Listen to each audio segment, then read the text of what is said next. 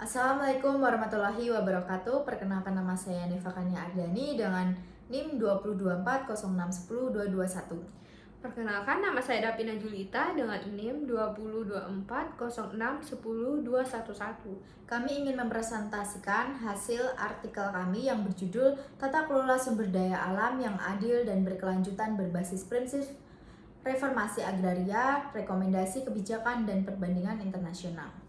Nah, sumber daya alam atau SDA merupakan aset penting bagi pembangunan nasional. Selain menjadi sumber pertumbuhan ekonomi, SDA juga berhubungan dengan erat dengan kesejahteraan masyarakat, keadilan sosial, dan kelestarian lingkungan.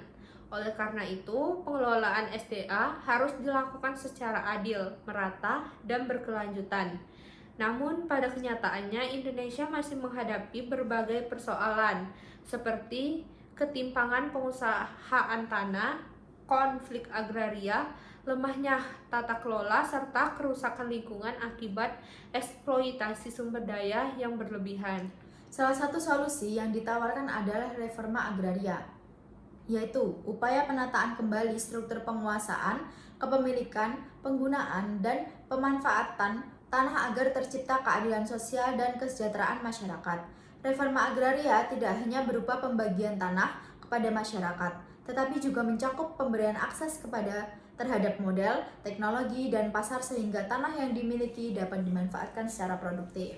Nah, dalam konsep reformasi agraria terdapat dua komponen utama. Yang pertama yaitu asas reform, yaitu redistribusi tanah kepada masyarakat yang tidak memiliki atau kekurangan lahan.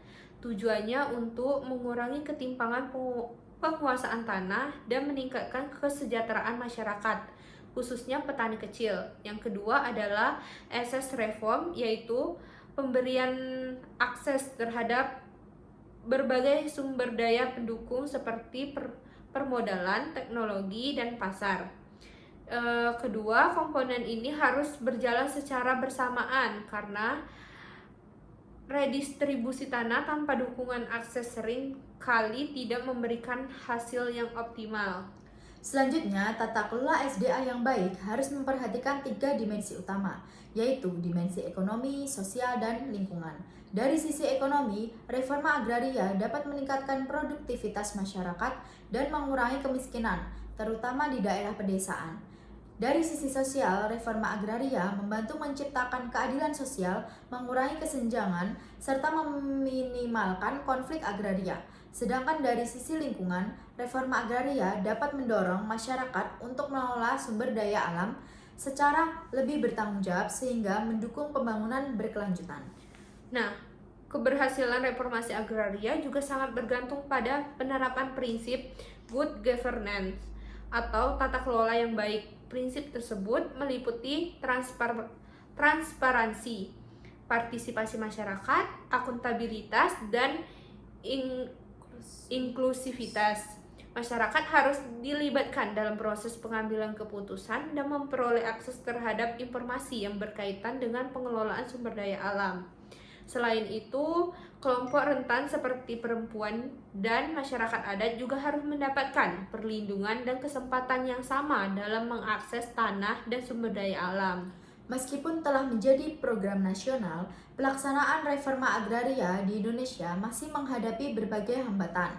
Permasalahan utama yang ditemukan adalah tingginya ketimpangan penguasaan tanah, lemahnya implementasi kebijakan, pengaruh kepentingan politik dan ekonomi, serta maraknya konflik agraria dan perampasan lahan oleh korporasi besar. Selain itu, masih terdapat tumpang tindih regulasi dan kewenangan antar lembaga pemerintah yang menyebabkan proses reforma agraria berjalan kurang efektif.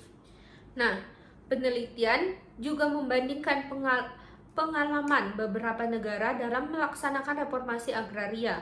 Taiwan dan Korea Selatan menjadi contoh negara yang berhasil karena memiliki komitmen politik yang kuat, sistem pendataan pertanahan yang baik, program pendampingan pasca redistribusi, dan integrasi dengan kebijakan pembangunan ekonomi nasional. Sebaliknya, Filipina dan Zimbabwe mengalami berbagai kendala karena lemahnya tata kelola, dominasi kelompok elit, dan kurangnya dukungan terhadap masyarakat setelah redistribusi tanah dilakukan. Selain itu, penelitian ini menyoroti pentingnya pedoman internasional dari FAO yang dikenal sebagai Voluntary Guidelines on the Responsible Governance of Nature atau VGGT. Pedoman ini menekankan pentingnya keadilan, transparansi, perlindungan hak masyarakat adat, serta partisipasi masyarakat dalam pengelolaan sumber daya alam. Indonesia dinilai masih perlu menyesuaikan beberapa kebijakan agrarianya agar lebih sejalan dengan standar internasional tersebut. Nah, berdasarkan hasil analisis, ditemukan 3 masalah struktur utama dalam reformasi agraria di Indonesia. Yang pertama, adanya fragmentasi regulasi dan tumpang tindih kewenangan antar lembaga. Yang kedua yaitu lemahnya penegakan hukum dan perlindungan terhadap hak masyarakat, terutama masyarakat adat dan kelompok rentan. Yang ketiga yaitu keterbatasan kapasitas kelembagaan, termasuk kurangnya sumber daya manusia, anggaran, dan sistem informasi pertanahan yang terintegrasi.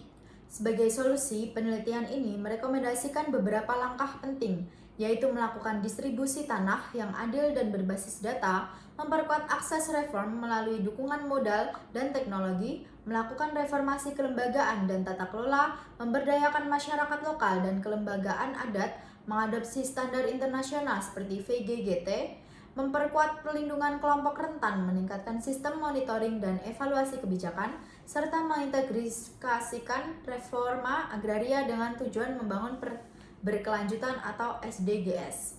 Nah, kesimpulannya yaitu tata kelola sumber daya alam yang adil dan berkelanjutan hanya dapat diwujudkan melalui reformasi agraria yang dilakukan secara komprehensif, terintegrasi, dan didukung oleh prinsip good governance.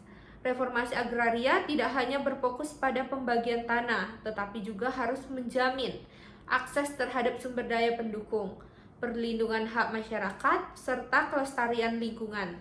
Dengan komitmen pemerintah dan dukungan seluruh pemangku kepentingan, pengelolaan sumber daya alam yang adil, sejahtera, dan berkelanjutan dapat diwujudkan di Indonesia.